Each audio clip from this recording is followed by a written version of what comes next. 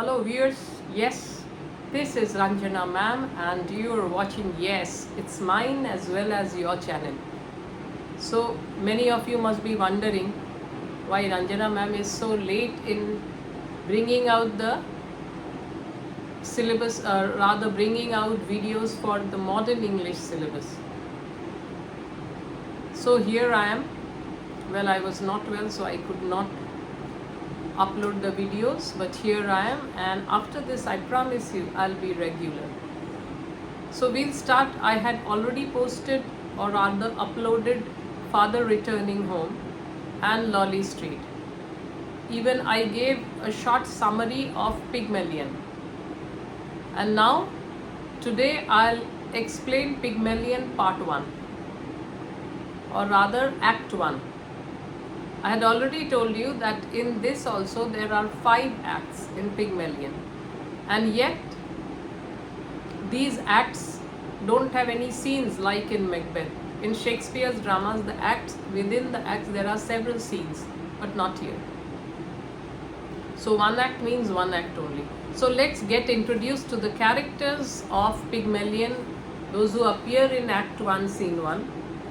So Eliza Doolittle, she is the main protagonist, the flower girl. And then we have Henry Higgins, the most important male lead, professor of phonetics. Then we have Cornell Pickering, then Freddie Insford Hill. So he is found here in this scene with his mother and sister. Poor boy, pressurized by his sister to find a cab, he just goes rushing in and out in the rain. And when he finally brings a taxi, they have already left. And then there are a group of bystanders, that means the crowd. And other two are Clara, who is Freddie's sister, and then we have Mrs. Hill, that means Freddie's mother. So we'll start it. It's very funny. So where does the scene take place? So it takes place in Covent Gardens, and what is the time of the day? It is 11:15 p.m. Torrents of heavy summer rain. Cab whistles blowing frantically in all directions. So everyone is blowing a whistle. Why? To call cabs. Nowadays though, you just dial, you use your mobile to book these Olas or Uber or whatever, but in those days you had to blow a whistle, and then hearing the whistle, if a cab was free, it would come. So everyone is frantically blowing whistle. Why? Everyone wants to go home, and it's raining.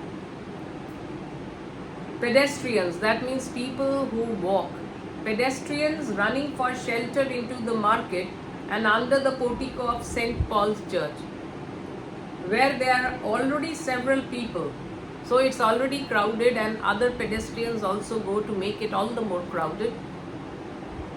Among them a lady and her daughter in evening dress. So among the crowd, a lady and her daughter, she is wearing an evening dress. They are all peering out gloomily at the rain. Yeah, looking out gloomily at the rain. Why? Because they cannot find a cab. They have to go home. They are getting late and it's raining. Except one man with his back to the rest, who seems wholly preoccupied with a notebook in which he is writing busily.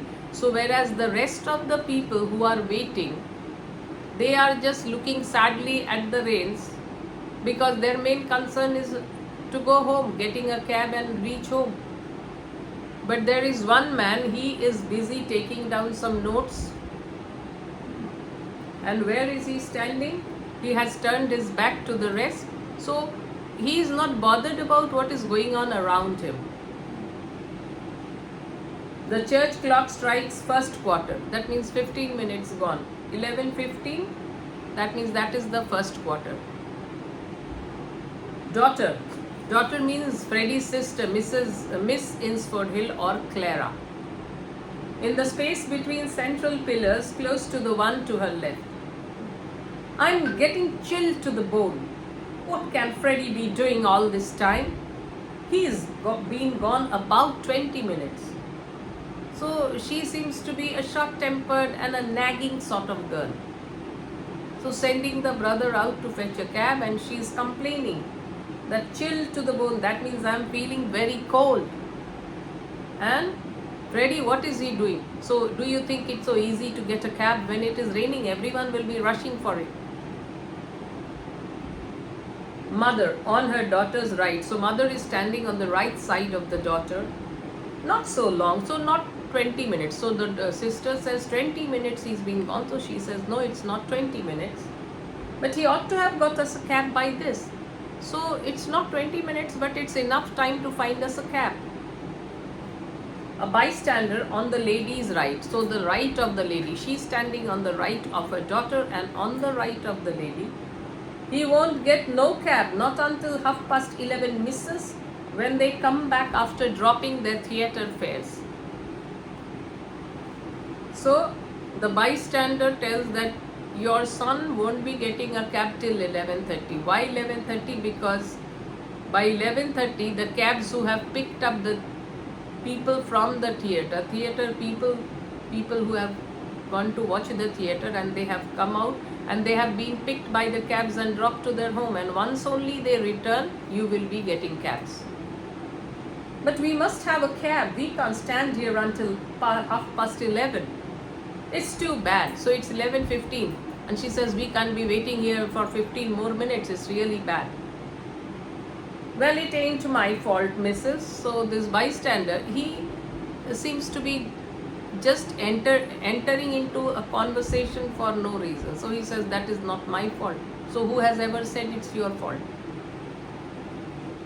If Freddie had a bit of gumption, he would have got one at the theatre door. So if he was a resourceful fellow, if Freddie had been a resourceful fellow, he would have gone and waited at the theatre door where the cabs are waiting, and from there he could have brought us one. Why? All the cabs are waiting outside the theatre. Why? Because they want to pick up their customers from there, passengers from there. What could he have done, poor boy? So the mother feels for Freddie. She says, oh, he's a poor boy. What could he have done? Other people got cabs, why couldn't he? So she's always a nagging and a complaining girl. So she says, if other people can get cabs, why can't he get a cab? Freddie rushes in out of the rain from the Southampton Street side and comes between them, closing a dripping umbrella. In the meantime, Freddie comes back with no success. His umbrella, water is dripping from it. He is a young man of 20 in evening dress, very wet around the ankles, poor fellow. Because of his mother and sister, he's got completely soaked. Well, haven't you got a cab? She sees he hasn't got a cab. There is not one to be had for love or money. So I tried talking nicely, I tried offering money, but I couldn't get one. Oh, Freddie, there must be one. You can't have tried. So the mother tries to talk to him nicely. No, Freddie, I don't think you tried. You could have got one. Daughter, it's too tiresome. Do you expect us to go and get one ourselves? So do you think we should go out in the rain and find one cab? I tell you, they are all engaged. The rain was so sudden, nobody was prepared and everybody had to take a cab. So in normal times, there is not such a demand for cabs. But today, all of a sudden, it started raining. So most of them were not prepared. They had not brought their umbrellas, and so they booked a cab and went home. I've been to Charing Cross one way, and near to Ludgate Circus the other, and they were all engaged. So I have gone to all the places where I can find a cab, but I couldn't. So these are the junctions in London near Fleet Street, and the other is Central London. Did you try Trafalgar Square? Mother asks. So Trafalgar Square is Central London. There wasn't one at Trafalgar Square. Did you try So the mother feels Freddie is just bluffing. He had not tried Trafalgar Square, but he says so. I tried as far as Charing Cross Station. Did you expect me to walk to Hammersmith? So do you think that I should walk to Hammersmith? Hammersmith is in West London. You haven't tried at all. So the sister keeps on nagging. Mother, you really are very helpless, Freddie. So the mother and the sister, they just keep on troubling poor Freddie. Mother not so much, but sister of course. Go again and don't come back until you have found a cab. Just see. Go and don't come back until you find one. So poor Freddie, he must be running here and there till he gets a cab. I shall simply get soaked for nothing. So I'll simply get wet for nothing because I know I'm not going to get one. And what about us? Are we to stay here all night in the drought with next to nothing? You selfish pig. So just see the words of the daughter. So she's scolding him. That do you expect that we will stay in this cold air? And we hardly have anything on us. Means they have put on their summer dresses. And all of a sudden this rain. So now they are feeling cold. Oh, very well. Oh, very well. I'll go. So if he is, instead of arguing with these two people who won't see sense, it's better he leaves. He opens his umbrella and dashes off strandwards, but comes in collision. That means he collides with a flower girl who is hurrying for shelter, knocking her basket out of her hands. So there is a collision. Freddie is going and the girl is coming and they collide and the flower basket of the girl falls down. A blinding flash of lightning followed instantly by a rattling peal of thunder orchestras the incident. So this incident is being highlighted by the lightning. Nah then, Freddie, look where you going, dear. So just listen to her accent. She comes from the lower class, the lower strata of the society. So her language is not polished or refined. So how is she talking? This is actually a Cockney dialect. So, nah then, Freddie, look where you going, dear. Dear means dear. Sorry, he rushes off. The flower girl, picking up a scattered flowers and replacing them in the basket. So she takes the flowers which have got scattered because of the collision. She puts them back in the bag. There is manners for here. 2 bunches of violets trod in the mud. So she is unhappy that 2 bunches of her violets have been trod in the mud. So she has lost a little of her business. She has lost 2 bunches of violet because of this collision. So she feels this is not good manners. She sits down on the plinth of the column, sorting her flowers on the lady's right. So she sits down. Plinth means the pedestal.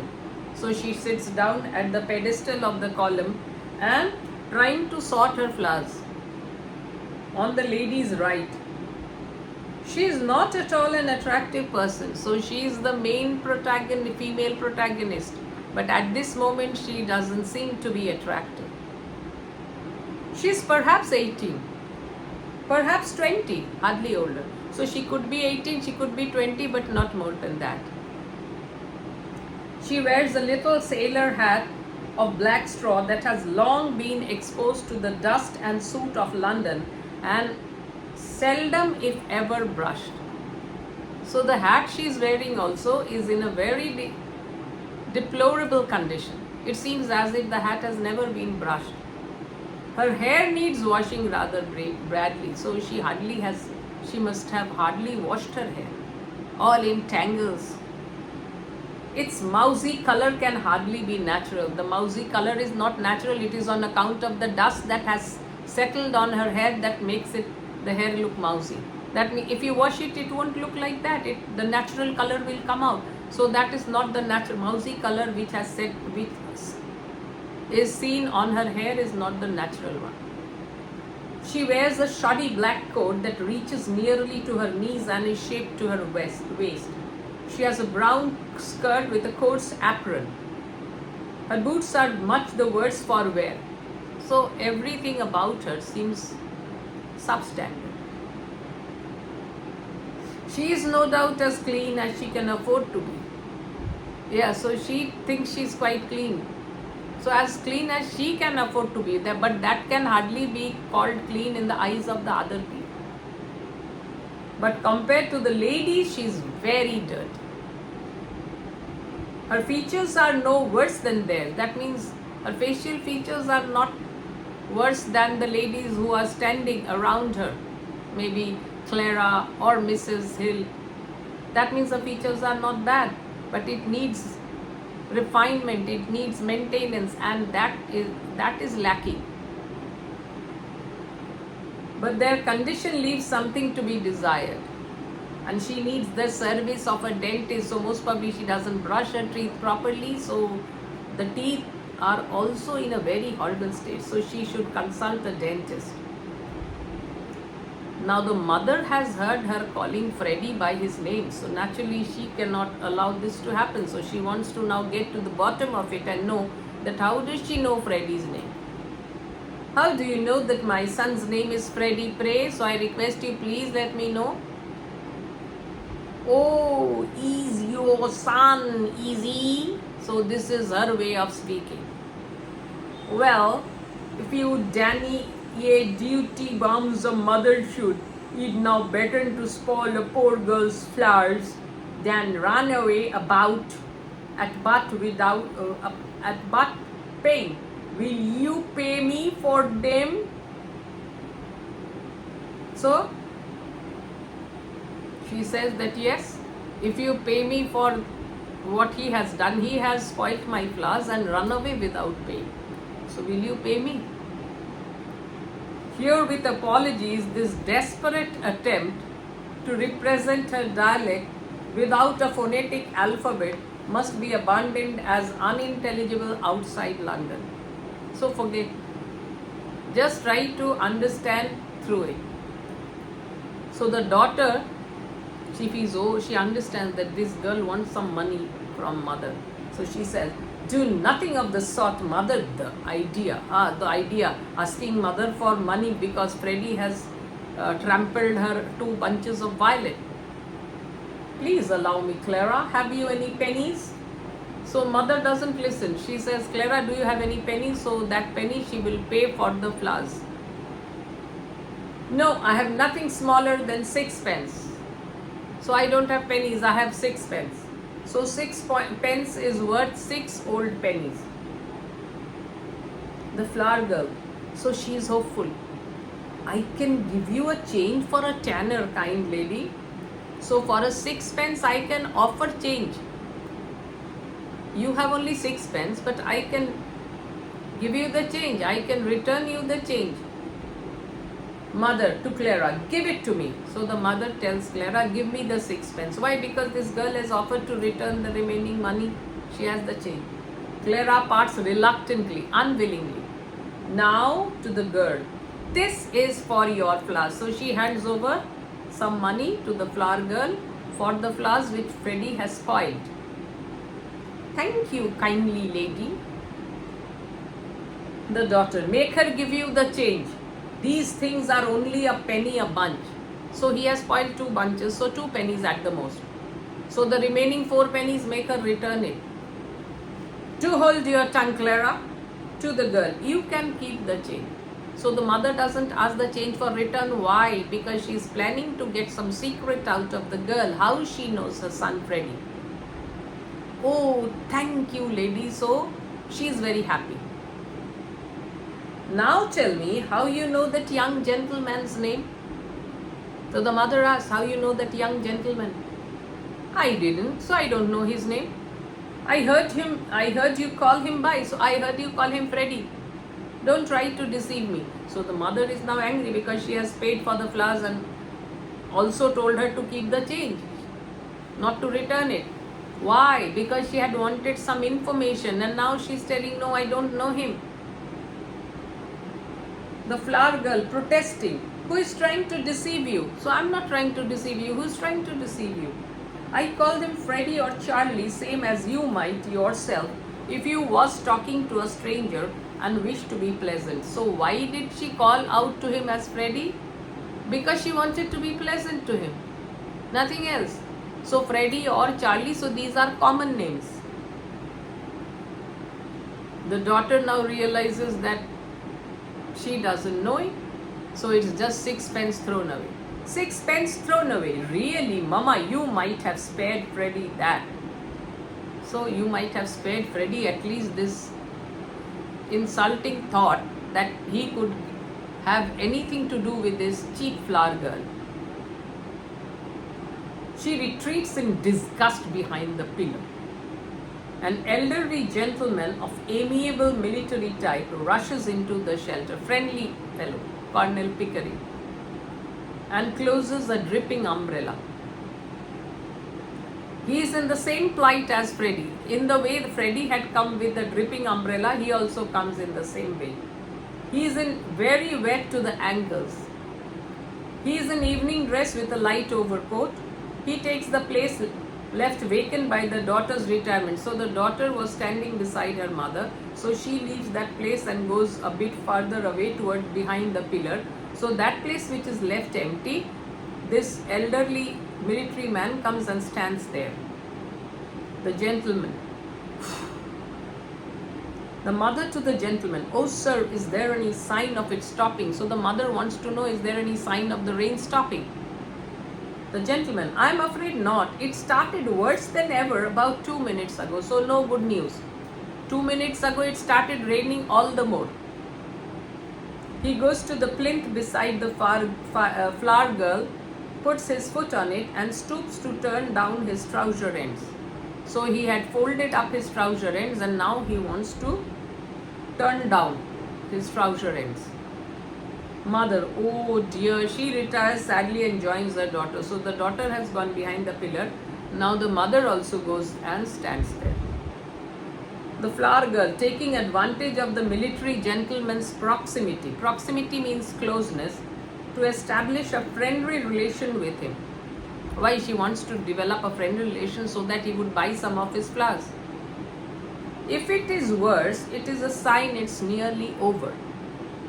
So cheer up, Captain, and buy a flower of a poor girl. So if it has started raining worse, then we should be happy. Why? Because that is a sign that soon it will end. So cheer up and buy some flowers from me. I'm sorry, I haven't any change. I can give you change, Captain. So she is very insistent. He says, I don't have change. So she every time offers change. For a sovereign, so do you have change for a sovereign? I don't have anything less than a sovereign. Sovereign is a gold coin. And what is its value? £1. The flower girl, calm. Oh, do buy a flower of me, Captain. I can change half a crown. Take this for 2 pence. 2 pence means 2 pence. So she is really like a leech. She wouldn't let him go. So no, please go on. Please buy flowers from me. I'll offer you this for 2 pence. The gentleman, now don't be troublesome. There is a good girl. Trying his pockets, so he searches in his pockets. I really haven't any change. Stop. Here is 3 halfpence. So suddenly, while searching in his pockets, he finds 3 halfpennies.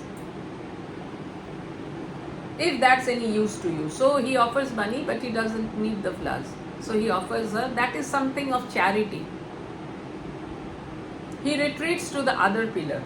The flower girl, disappointed. So she had thought of selling him the flowers, but he doesn't. He has only 3 halfpennies. Thank you, but 3 halfpennies is better. Something is better than nothing, we say. So at least I have got 3 halfpennies for nothing. Bystander, one from the crowd. You be careful. Give him a flower for it. There is a bloke here behind taking down every blessed word you're saying. So this bystander says that don't take the money for free. Give him at least a flower, because there is a blow. So there is this fellow, he points out to Professor Higgins and says he's a sort of police and he's writing down each and every word that you are saying. Now the trouble will start. The flower girl springing up terrified. So the flower girl, the moment she hears that someone is taking down whatever I'm saying, so she jumps up like a spring. I ain't done nothing wrong by speaking to the gentleman. I have a right to sell flowers if I keep off the curb. And then she suddenly becomes hysteric. I'm a respectable girl, so help me. So no, I'm not a bad character girl. I am a respectable girl. I sell flowers, that's it. I never spoke to him except to ask him to buy a flower of me. So I'm not asking him just money just like that. I wanted to sell him a flower and that's it. General hubbub, mostly sympathetic to the flower girl. That means he shouldn't take down all that which I have said, because there is nothing to take down. I have just asked him to buy some flowers. So she's talking about Colonel Pickering, the military gentleman. Mostly sympathetic to the flower girl, but deprecating her excessive sensibility. Cries of don't start hollering, who's hurting you, what's the row? So the different people speak up different things because she's shouting so loudly. So don't start shouting, don't start yelling, who is hurting you, what's the row? So what's the commotion about? What she do, where is he? A tech means a detective. Taking her down. What? Him. So he's the fellow. Yes, him over there. So other person is showing, yes, that fellow over there. Took money of the gentleman. So she took money from the gentleman and he's writing down everything. The flower girl, distraught and mob, breaks through them to the gentleman crying wildly. Oh sir, don't let him charge me. So now she goes and pleads to the military gentleman, sir, please don't let him charge me. You don't know what it means to me, so you don't know what it means to me. They'll take away my character and drive me on the streets for speaking to gentlemen. So she's very angry. So she says, these type of people, they will take away my character and throw me in the streets. They will make me homeless. Throw me in the streets means make me homeless. So now the note taker who has been taking down the notes, he feels he should intervene. He should come and say something. Coming forward on her right, the rest crowding after him. There. Who's hurting you, you silly girl? What do you take me for? So what do you take me for? No one is hurting you. It's all right. He's a gentleman. Look at his boots. So the bystander now says, no, he's not a police. Just look at his boots. And then he explains to the note taker. She thought you was a copper snark, sir. So she thought you were a police. And then says, no, he's not a policeman. Look at his boots. The note taker, what's a copper snark? Copper snark, it's a slang for police, British police. It's a copper snark, as you might say. So copper snark means copper snark. What else would you call it? A sort of informer. The flower girl, I take my Bible oath, I never said a word. So she keeps on behaving in a hysteric manner. So as if she's ready to swear on the Bible that she never said a word to this man. The note taker, overbearing but good humored. Oh, shut up. Just shut up. Do I look like a policeman? So bossy, overbearing, trying to keep the situation under control.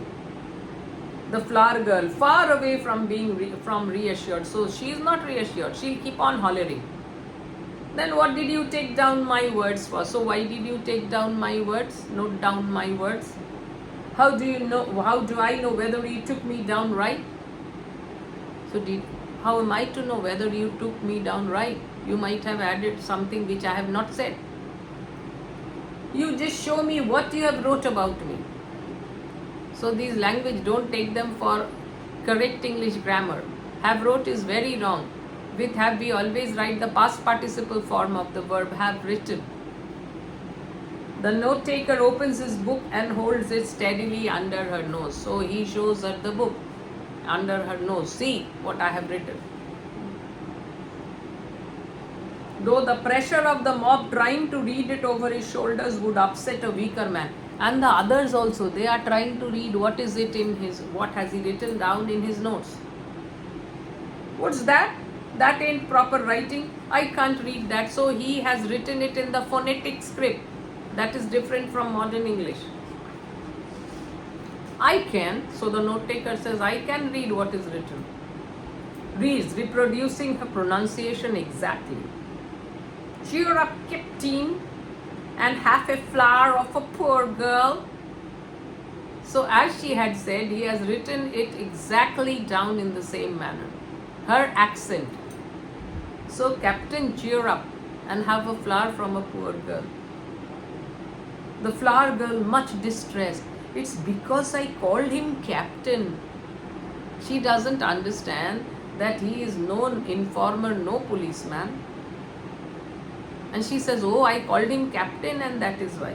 I meant no harm. To the gentleman. Oh, sir, don't let him lay a charge against me for a word like that. You. So now she goes and complains to the military man that please don't allow him to put a charge on me. The gentleman, charge? I make no charge, so I have made no complaints. To the note taker, really, sir, if you are a detective, that means yes. If you are a detective, you need not begin protecting me against molestation by young women until I ask you. Anybody could see that the girl meant no harm. So now he comes to the rescue of Eliza and tells the note taker that she doesn't mean any harm. So don't try to save me from molestation. I'm not molested. The bystanders generally, they also give their reactions. Curse they could. What business is it of yours? You mind your own affair. He wants promotion. He does, taking down other people's words. Girl never said a word to him. What harm if she did? Nice thing, a girl can't shelter from the rain without being insulted, etc., etc. So different people, different remarks. And the sympathetic demonstrators, they take her and make her sit. So she goes to the plinth and sits there. The bystander, he ain't a tech. No, he's not a detective. He's a blooming busybody. So he's a nosy person, interfering into other people's affairs. That's what he is. I tell you, look at his boots. The note taker, turning on him genially. And how are all your people down at Chelsea? So this bystander, when he talks, so the note taker has a look at him and then tells, oh, how are your family doing at Chelsea? So what does he mean by this? That means the accent of the bystander pinpointed from which place he comes, what is his origin. So not everyone will be able to pinpoint it, but the note taker. Why? Because he is a professor of phonetics, and hearing your accent, he will be able to pinpoint from where you come. And that is why he tells, how are your people at Chelsea? Who told you? My people come from Chelsea? Never you mind, they did. How do you come? Then he tells the girl. So, never mind who told me, but it is a fact you come from Chelsea. Then he tells the girl, how do you come up to be so far east? You were born in Listen Grove. So how have you shifted so far here? Because your dialect or your accents, they are of Listen Grove, one place. So how have you come so far here? Oh, what harm is there in my leaving Listen Grove? It wasn't fit for a pig to live in, and I had to pay 4 and 6 a week. Oh, boo-hoo. So she starts crying. So she says, if I have left Listen Grove, what's that to you? That place was not fit for me to live, so I have shifted here, and the rents were also so high. And then she starts crying. Note taker, live where you like, but stop that noise. So wherever you like, live. So like he said, acha baba bas karo, so like that. Live wherever you like, but stop that hollering or that making that awful noise. The gentleman to the girl, come, come, he can't touch you. You have a right to live where you please. So Colonel Pickering says, wherever you want, you can live. A sarcastic bystander, so this fellow. Park Lane, for instance, I'd like to go to the house in question with you. I would. And now he wants that the note taker should say from which place he comes. The flower girl. So she is still going on. I'm a good girl, I am. I'm a good girl, I am. So she is brooding over it. The sarcastic bystander, he pays no attention to her. He is challenging the note taker. Do you know where I come from? The note taker. Hoxton. Titterings. Popular interest in the note taker's performance increases. So you come from Hoxton. So what is Hoxton? Hoxton is a working class area of London. You come from that place. So he must be right. So this sarcastic bystander is shocked, surprised. Well, who said I didn't? Blimey, you know everything, you do. So he's shocked, my God. He knows everything. He knows where this fellow comes from. He knows where the girl comes from. He knows where I come from. The flower girl, ain't no call to meddle with me, he ain't. That means he has no right to interfere. The bystander, of course he ain't. Don't you stand it from him. Don't you bear it from him. To the note taker, see here, what call have you to know about people? What never offered to meddle with you? Where is your warrant? So why do you meddle in other people's affairs? Do you have a warrant against anyone? Several bystanders, encouraged by this seeming point of law. Yes, where is your warrant? So if you are a policeman, show us your warrant. Let him say what he likes. I don't want to have no truck with him. I don't want to have any talks with him. You take us for dirt under your feet, don't you? Catch you taking liberties with a gentleman. So the bystanders, they are all common working class people.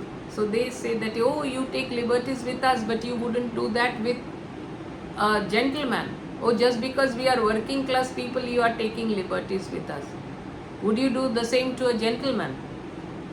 You tell him where he come from if you want to go fortune telling. So then one of the bystanders, this sarcastic one, he points out to the gentleman and says, tell us where he comes from. Note taker, Cheltenham, Harrow, Cambridge and India. So these are the places he has been. So not one place. Cheltenham, Harrow, Cambridge, India. Amazing. Quite right, the gentleman says, yes, he is quite right. I have been to these places and stayed here. So when you stay at a particular place, a little bit of your accent becomes like that place. Great laughter, reaction to in the note taker's favor. So now the favors are turning towards him. Exclamation of, he knows all about it. Told him proper. Hear him tell the talk, where he come from, etc. So now the gentleman says, may I ask you, sir, do you do this for your living at a music hall? So the gentleman asks. The note taker, I've thought of that. Perhaps I shall someday. So maybe perhaps I'll do this for a living in a music hall. So those people need to have very keen ears, and this note taker, Professor Higgins, also has very keen ears, very sharp ears. So he says, someday maybe I'll do, but not now. The rain has stopped and the persons on the outside of the crowd begin to drop off. Why? Rain has stopped, so there is no need for them to stay here anymore. The flower girl, he is no gentleman, he ain't, to interfere with a poor girl. The daughter, out of patience, pushing her way rudely to the front and displacing the gentleman, who politely retires to the other side of the pillar. So the daughter is very haughty. God knows why she is so proud. So she pushes people and then she pushes the gentleman. So the gentleman retires to one side, allowing her the space. What on earth is Freddie doing? I shall get pneumonia if I stay in this draught any longer. So the moment she pronounces the word pneumonia, just see what Higgins does. The note taker to himself, hastily making a note of a pronunciation of pneumonia. So he takes it down in his notebook. So the daughter has heard him pronounce the word monia. So naturally she thinks that he is imitating me. So she gets angry. Will you please keep your impertinent remarks to yourself? So to your rude remarks to yourself, keep them. Did I say that loud? I didn't mean to. I beg your pardon. Your mother's Epsom, unmistakably. So he says, oh, did I speak it so loud that you could hear it? But I didn't mean to be offensive. But your mother comes from Epsom. There is no mistake about it. Mother advancing between her daughter and the note taker. How very curious. I was brought up in Large Lady Park near Epsom. So she was brought up near Large Lady Park, and maybe she is also a large lady. So that is why the note taker will start laughing. Note taker, uproariously amused. So yeah, he feels very amused that she was brought up near Large Lady Park and she also is a large lady. Ha ha, what a devil of a name. Excuse me. To the daughter, you want a cab, do you? Don't dare speak to me. No, don't speak to me.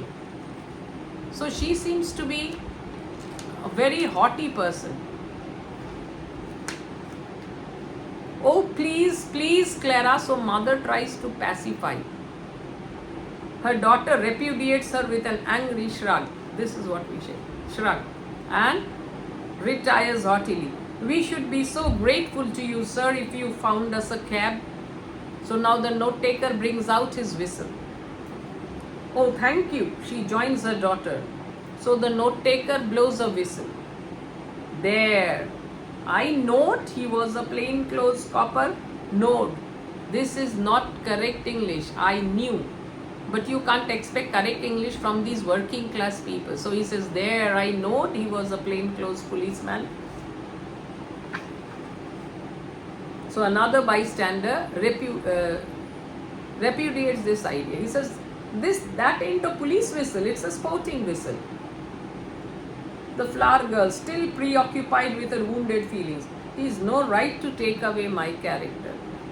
My character is the same to me as any lady. So if a lady's character is precious to her, my character is the same.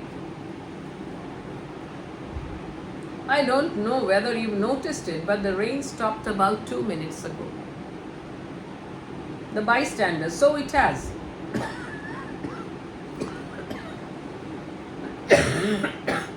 Sorry. Why didn't you say so before? Us losing our time listening to your silliness, as if he had invited them to listen to his silliness. So he walks off towards the Strand. The sarcastic bystander. I can tell you where you come from. You come from Anvil. Go back there. So the pronunciation of the place also again is wrong. The sarcastic bystander says you come from Anvil. So the note taker, he is a naughty fellow, he corrects Hanwell. So Hanwell is actually a place where there is a mental asylum.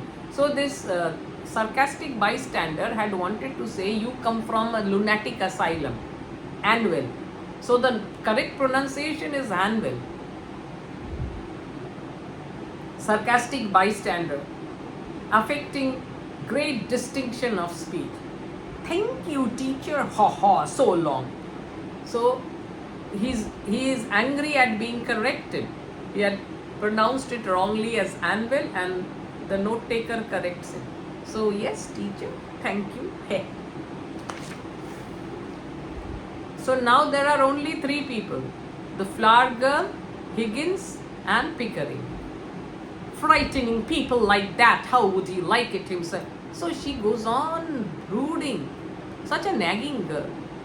It's quite fine now, Clara. We can walk to a motor bus. Come. So, oh, the mother and the daughter are still there. So, mother tells the daughter, since the rain has stopped, we can now go and walk to a motor bus. So, no need for us to stay here. She gathers her skirt above her ankles and hurries off towards the strand. Since the mother leaves, the daughter will have to automatically follow her. The daughter, but the cab. Her mother is out of here. Oh, how tiresome. She follows angrily. So now there are only 3 people. Note taker, gentleman and the flower girl. So she is still arranging her flowers and pitying herself. Poor girl, hard enough for her to live without being worried and chivied. So, without being troubled and harassed. The gentleman, returning to the note taker's left. How do you do it, if I may ask? So, yeah, how can you point out where people come from? Simply phonetics, the science of speech. That is my profession, also my hobby. So, it is my hobby and also my profession. Happy is the man who can make a living by his hobby. Yes, that's true. If your hobby becomes your profession, then you can devote yourself much to it. Your profession becomes a pleasure for you in that case. You can spot an Irishman or a Yorkshire man by his brogue, by his strong natural accent. I can place any man within 6 miles. I can place him within 2 miles in London, sometimes within 2 streets. So within 2 streets, how can the dialects be different? That means he is such an expert in this. The flower girl, ashamed, ought to be ashamed of himself, unmanly, coward. So no one is paying attention to her, but she goes on muttering. The gentleman, but is there a living in that? That means how do you earn well in that? Yeah, oh yes, quite a fat one. Yes, I earn quite a good amount of money. This is an age of upstarts. Upstarts means people who don't have any background, or what should we say? They have suddenly become rich. They don't have the background that for generations they have been rich. All of a sudden, due to something, they have become rich. So they are called the upstarts. Men begin in Kentish Town with 80 pounds a year and end in Park Lane with 100,000. So most of them, they have started their lives in Kent earning just 80 pounds a year, and then after a few years they have suddenly boomed in their business and now they are earning 100,000, and now they have come up to Park Lane. Park Lane is supposed to be quite a sophisticated place in London, Mayfair and Park Lane.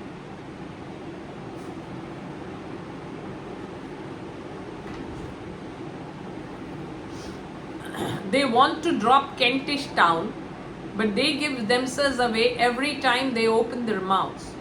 Now I can teach them. So what does he do? These people who have suddenly become rich, they want to show off.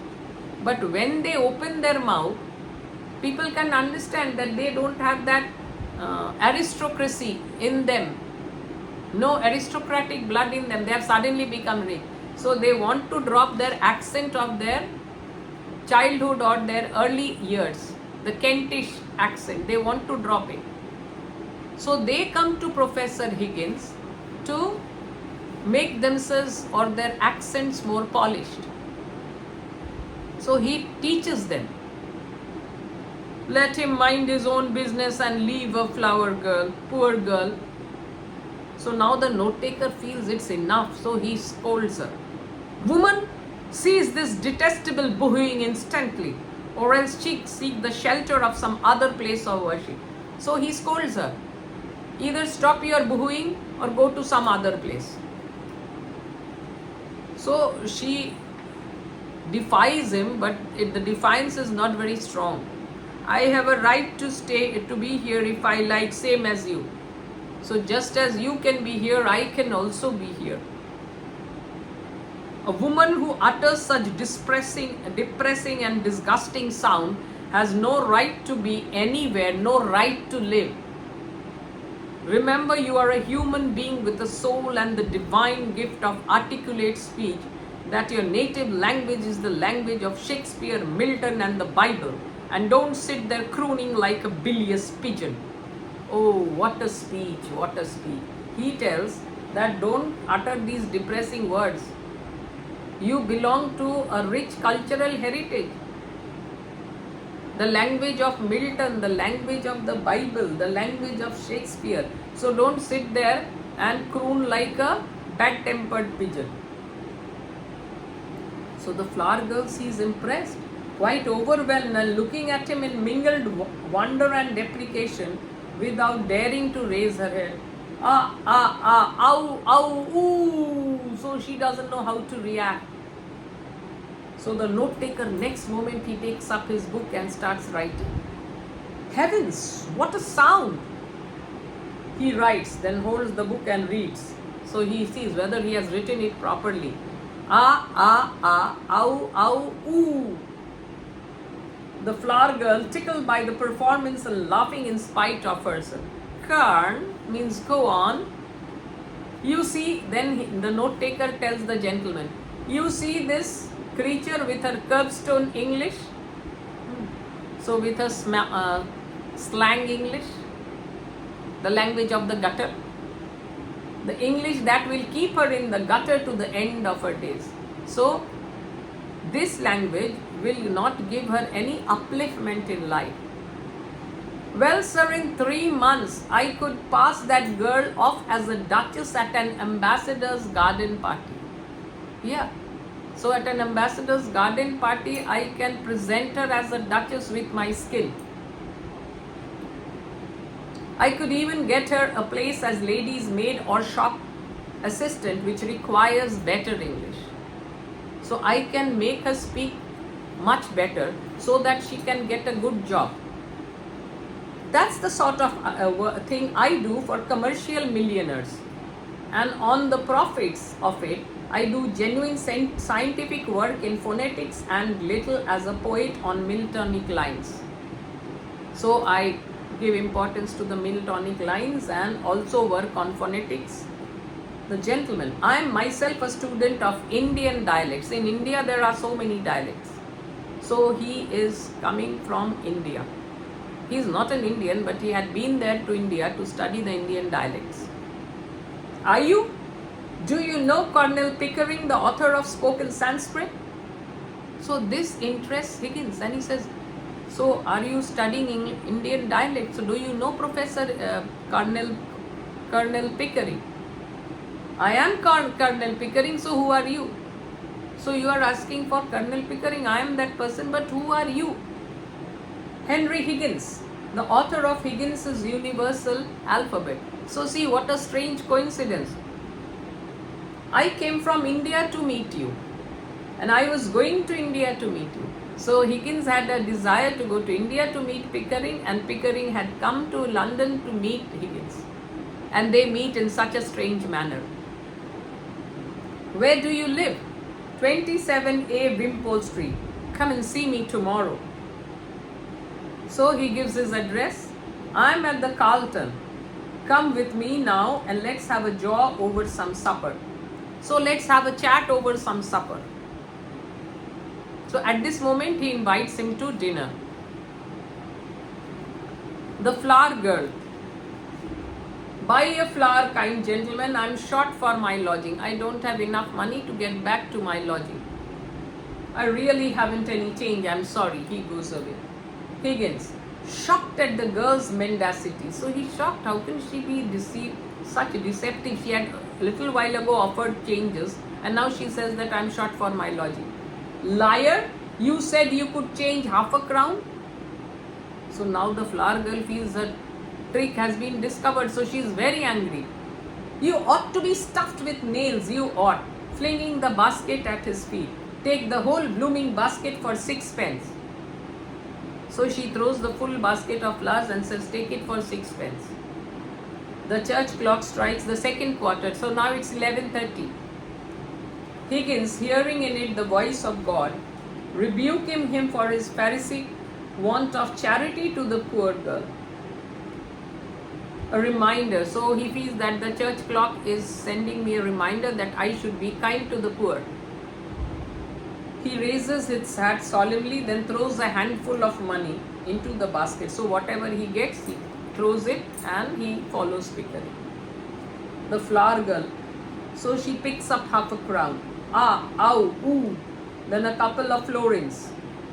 So florins are worth 2 shillings. Half crown worth 2 shillings and 6 pence. So she has got much more than she had wanted. Picking up several coins. Ah, ow, ooh. And picking up a half sovereign. Half sovereign is a gold coin worth 10 shillings. So she's got a fortune today. So just see her last remark. Ah, ow, ooh. And in the meantime, Freddy comes. Got one at last. Hello to the girl. Where are the 2 ladies that were here? So poor Freddy, he comes with the cab only to find that his mother and sister has left. They walked to the bus when the rain stopped and left me with a cab on my hands. Damnation. So he's very frustrated. After such a lot of efforts, I finally find a cab and they have left me with this cab. The flower girl. Never you mind, young man. I'm going home in a taxi, so don't you mind. I'll take that cab. She sails off to the cab. So the driver feels she might not have the money for the ride. So he stops her. So he puts his hand behind him and holds the door firmly shut against her. Quite understanding his mistrust. So she understands that he is not trusting that I will be able to pay the fare. So she shows him the handful of money she has in her hand. 8 pence ain't no object to me, Charlie. So 8 pence, that is the taxi fare or the cab fare, is not a problem for me. He grins and opens the door. Angel Court, Drury Lane, round the corner of Michael John's oil shop. So this is her lodging. Let's see how fast you can make her hop it. She gets in and pulls the door to with a slam as the taxi cab starts. Well, I'm dashed. So an expression of surprise. Why? Because she has taken the cab and she has such a lot of money in her hands. So that is why he says, I'll be dashed. So this is the end of Act 1. So in the next video, I will put up the MCQ questions, which are more probable, or rather which are more likely to come in your school exams, because this is the first, I won't say boards, in the school exams. Because in the boards you won't have Act 1, you all will be having Act 3, Act 4, Act 5, as always. So bye for the time being, and we are meeting in the next video. Let's see what it is. Let me keep it a secret.